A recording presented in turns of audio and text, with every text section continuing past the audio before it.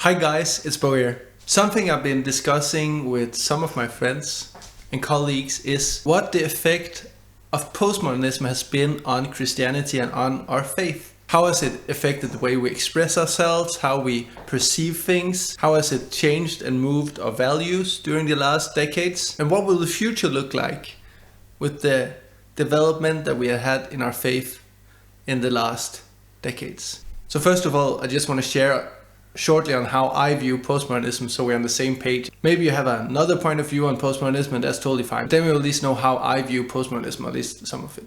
So postmodernism is the term we coined, the way of thinking that is really influential now as well. It of course comes straight after the modernistic way of thinking. You went into the postmodernistic way of thinking. And three main points for postmodernism is one, subjectivity. It's not about the collective, it's about you or me and how we experience things as individuals, and what we can figure out must be the truth. The truth is subjective, the world is subjective, everything is subjective. The second big thing that's especially important in the Christian context, that is that postmodernism is oriented towards narratives. Oh yes, in modernism you had the big truths, you could know everything about everything.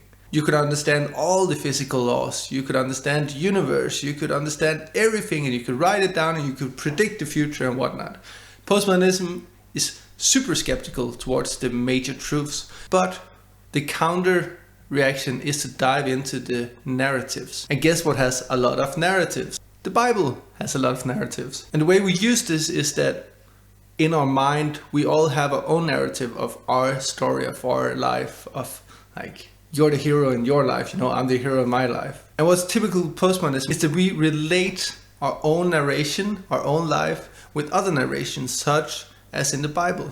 And we try to project ourselves and our identity, our personality into these stories. And then we take the reflection we get from that back into our lives and into our hearts and let that shape us. The third big thing about postmodernism for me is the complete fluidity and lack of responsibility. In a postmodern society, people do not commit to a cause for a lifetime anymore. Some do, of course, there are outliers, but majority doesn't. You see it in the volunteer work in the churches that it's struggling, and we as a faith and a church have to redefine the way we want to do things moving forward. But truths are fluid, identities are fluid. It's okay not to take responsibility for others and for ourselves. And that leaves us with the postmodern loss of meaning, existential meaning. That is a syndrome from the postmodernism, that since everything is fluid and movable, there are no anchors.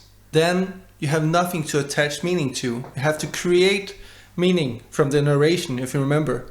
Like your own narrative, you have to create your own meaning, and only that can be your anchor. And this has a lot of issues, but also a lot of good things. But we'll get into that later. But before I move on to how it impacts our faith, then if you have something to add to this, or you think I have misunderstood something completely, let me know in the comments, and hit the like button if you like this type of content, so I know if I should continue talking on these topics. Now we covered in super short terms what postmodernism is. Now the big question is, how has it impacted our faith?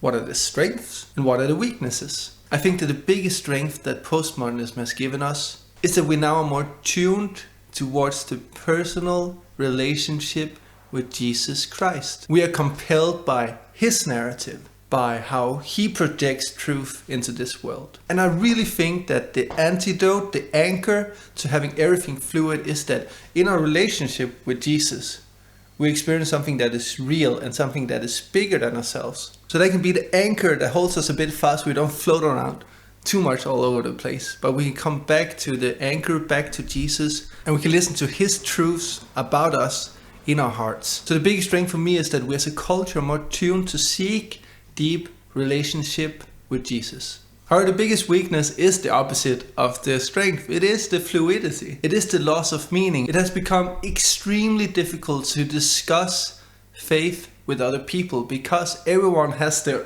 own narration, their own way of thinking, their own way of seeing things and how they should see things. And it's really difficult to meet at a common place, to find common ground, because we have to be all over the place. I'm not sure if that's a weakness or just a challenge we need to deal with. But I think one of the biggest weaknesses in this fluidity is that God, who is truth, who is constant, who is everything, who is unchangeable in a certain way. I think that it's a challenge for new generation to be compelled by that aspect of God.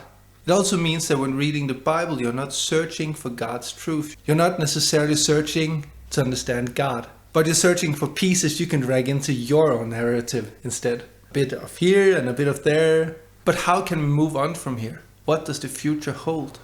What comes after postmodernism? Well, I wouldn't dare to really guess, but I think it helps to become aware of the effects of how the culture is now on our faith, on how we relate to God, how we relate to each other, how we create church. And if we want to be relevant for people who have not met Jesus yet, then we need to try and grasp these things. We need to try and think into these things and act into these things. And yeah, maybe this seems a bit too philosophical and floaty, but I think the effects are very real. And myself and the next generations are the ones who are trying to pick this up. And as the next generation, we need to figure out how we pick this trail up and how we, in the best way possible, keep on being a light, keep on being salt, keep on sharing the hope of Jesus together. May God bless your journey.